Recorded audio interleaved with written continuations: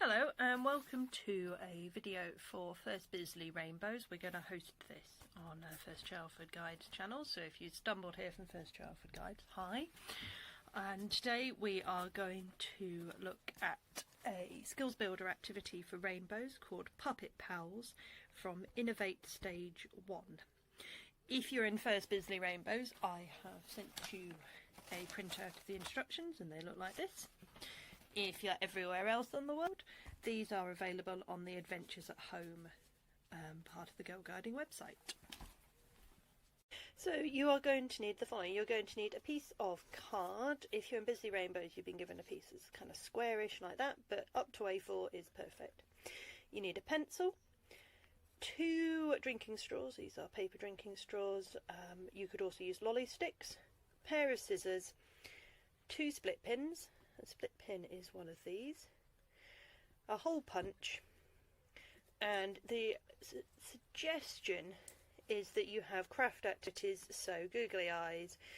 Everybody in Bisley Rainbows has been given 2 little pads like this to be their eyes, or that they can cut up otherwise to make parts of their puppet. So here, this is how we start to make our puppets. The first thing we need to do is choose what type of animal we're going to have as our puppet. I am going to draw a snake, nice and simple shape for me to draw. I would normally suggest you draw using a pencil, but what I've just discovered is you can't really see pencil on my nice dark green card, which is the colour I'd like my snake. So I'm going to draw it in white, but don't worry, you need to draw this in pencil. I'm going to make my snake kind of wiggly. It's going to have quite a round head. There we go, and we're going to make him go wiggle. Wiggle, wiggle down to his tail. Next up, you need to cut out your whole animal's shape. Just like that, in fact. There is one shape, one snake shape. Okay, so you now need to work out how many pieces of puppet your animal is going to make. If you're in Bisley Rainbows, this will be based on the number of straws and split pins you've got. So I've given everybody 2 straws, 2 split pins. If you've got more at home, that's fine. Now, you need to cut your animal into 3 shapes to make it to where the joints are going to go for the puppet. So I think for my snake we're going to have one there just after his tail and one there just before his head. So I'm going to cut it here and here.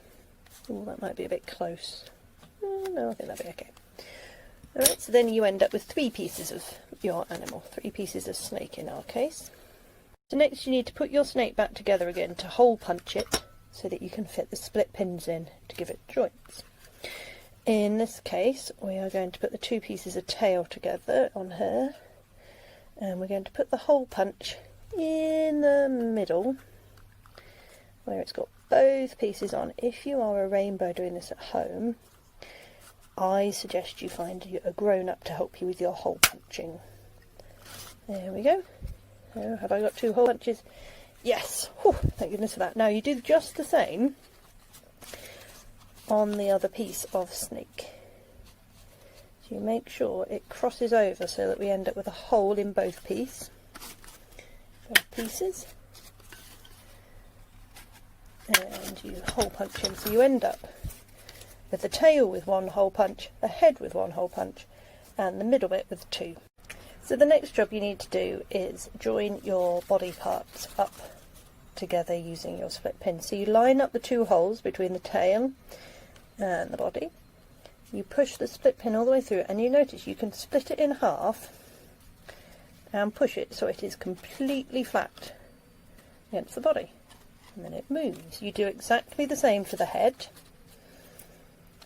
Push it through the hole and you open it up again, so you see both of them are like that. And then on the other side we have our snake ready to move. Now the next thing you need to be looking at is decorating. If you have some googly eyes, you can stick some googly eyes on your snake or your animal.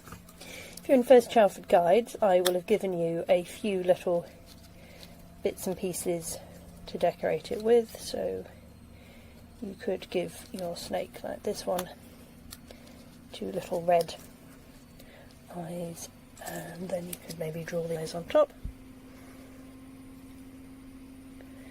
Finally, we need to put some sticks on your snake to make it easier to move. So you turn him over and you get your straws. You also need some tape. So you take one piece of tape and you tape it there, like so. If you've got paper straws, or even if you've not actually, the best thing to do is to squash them flat and tape them, and make sure you only get the tape on the head joint. Get your tape just on the end joint on each side, and then here will be Sydney the snake going off on an adventure.